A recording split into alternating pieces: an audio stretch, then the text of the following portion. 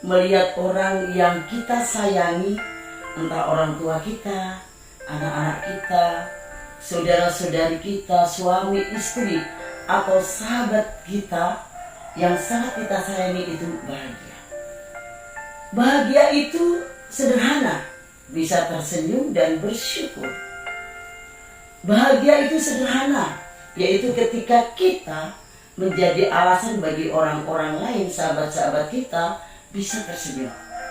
Dan bahagia itu sederhana.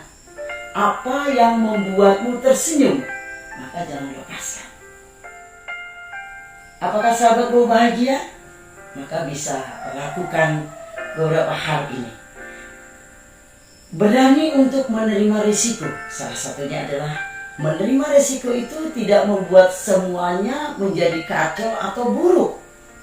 Justru akan membantu kita yakin akan kesiapan kita.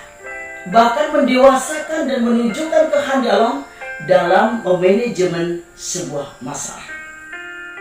Tidak takut sendiri. Yang namanya bahagia itu sahabat, dia tidak takut.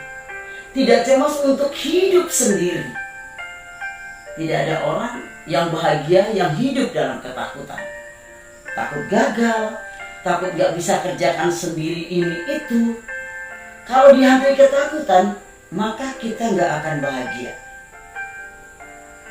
Lalu berani katakan tidak jika memang tidak dan tidak mau. Orang yang hidupnya bahagia itu terlepas dari tekanan-tekanan. Jika tidak berkenan di hati, maka kita harus berani melakukan sesuatu, mengatakan sesuatu, dan mengatakan saya tidak bisa, saya tidak mau. Nah, bahagia itu adalah sebuah kebebasan. Bahagia itu dia harus tahu, sadar bahwa belajar apapun itu tidak ada batas waktunya. Orang yang cerdas adalah orang yang tahu bahwa dirinya banyak kekurangan, menyadari kekurangan yang ada dalam diri kita, sehingga perlu untuk belajar seumur hidupnya. Itu adalah bagian dari kunci sebuah kebahagiaan. Dan bahagia itu harus sadar ya akan kespesialan dalam diri kita, bahwa kita ini adalah orang yang berani tapi juga orang yang disiplin. Berani dan disiplin itu penting bagi orang yang bahagia, yang hidupnya memang mau bahagia. Kita berani tetapi tidak disiplin, ya makanya kita jadi tidak konsisten, tidak bisa melakukan sesuatu secara kontinu. Begitupun kalau kita disiplin tetapi tidak berani, maka kedisiplinan itu hanya sebuah wacana atau sebuah peraturan saja, hanya tertulis saja dan kita tidak bisa melakukannya. Nah, dalam hidup itu ada aturan, dan aturan itu harus dijalani. Hidup pribadi itu harus ada arahnya. Kita harus ada arahnya, mau kemana, mau seperti apa.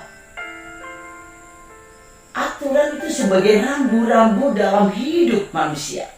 Dan aturan itu ya kita jalani, bukan hanya sekadar dibuat.